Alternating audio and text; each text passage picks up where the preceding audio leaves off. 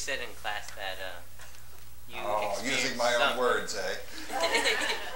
You say you that never experiences anything had something happen.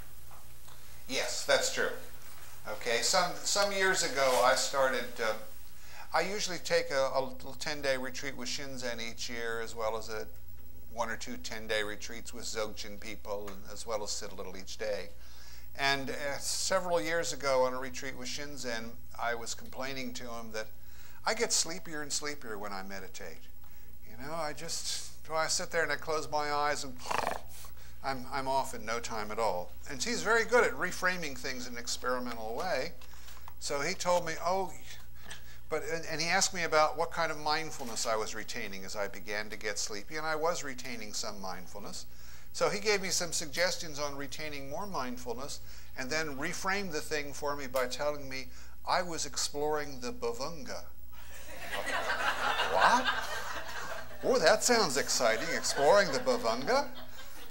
It is a Sanskrit word, and that is the concept of an area of the mind from which all mental creation arises, an area that's in constant flux and that manifests out as specific things depending on how other kinds of things happen.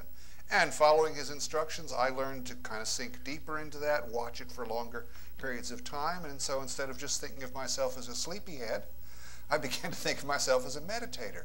Kind of neat. I doubt that it's the ultimate way to go for this particular thing, but much more interesting than just chastising myself or drinking lots of coffee. And coffee can be important on the meditative path in many traditions. The rumor is that that's how the Sufis discovered coffee is important for meditating.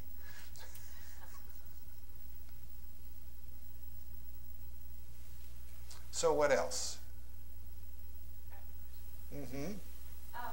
When I first started meditating, I started with, I did a little Vipassana and then I did TM.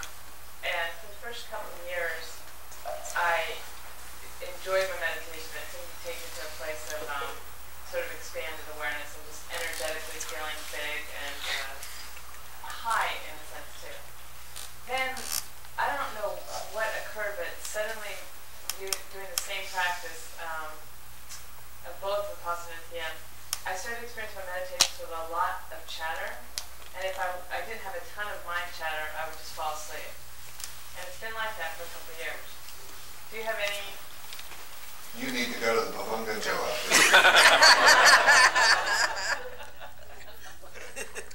I can't.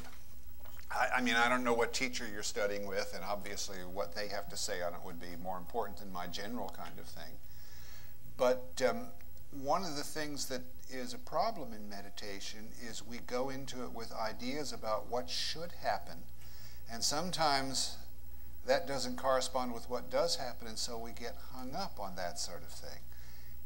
To put this in a more general way, I can think that in a way mindfulness meditation is probably the most general purpose tool for exploring and understanding the mind that there is.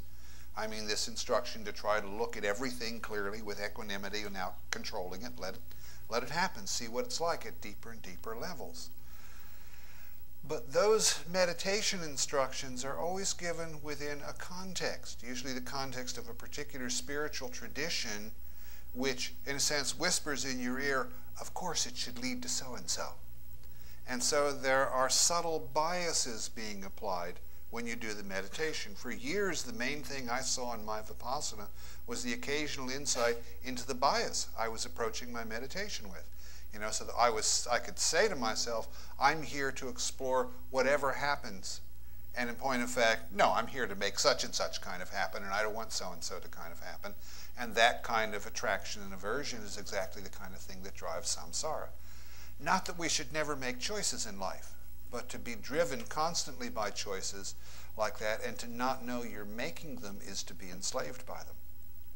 So you might reframe what's happening to you and just see what it is. You know, one of the variations on meditation I do occasionally is to say, to hell with all the techniques I've learned or what I should be doing. I think I'll just sit down quietly for 20, 30 minutes and just let happen whatever wants to happen. Maybe the universe has a bigger idea about this than me.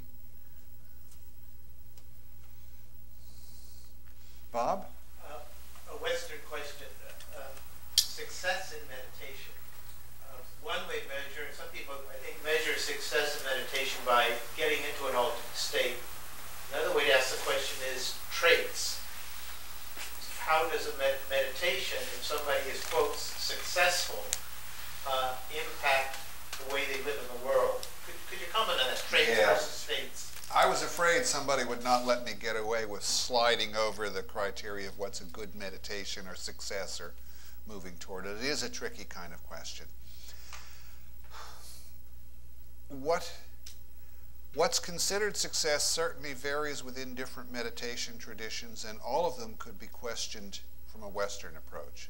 For example, in concentrative meditation, there are levels of success distinguished, where you get more and more concentrated and more abstracted in the sense of losing touch with the physical world. And it's clear that it's a fantastic accomplishment to get to these higher levels of concentrative meditation. It's probably Olympic levels of attainment in meditation, where absolutely nothing happens for a long time and it's nice. Now you can tell by the way I express that there's a part of me that says, that's it? Is that it? Absolutely nothing happens for a long time? But then on my one visit to India, which was a big culture shock experience for me, I was reminded a lot of people live in a great deal of physical and social and mental pain all the time. And to be able to have a period of nothing happening for a while is a tremendous high by comparison. So that would be a success, to be able to attain that state. Whether you'd want to say that's the ultimate place you want to go or not, of course, is a much more complicated question. Look at the other side of it. Sogyal Rinpoche has translated a lot for His Holiness the Dalai Lama. Spent a lot of time with him. And he told a story once that the Dalai Lama sometimes complains about the cost of being the Dalai Lama. You know, he's got all these political things to do all the time, and he can't go on long retreats. And sometimes he would sort of wish he would have time to go on long retreats and get enlightened. You know, he's too busy as the Dalai Lama to do that kind of thing.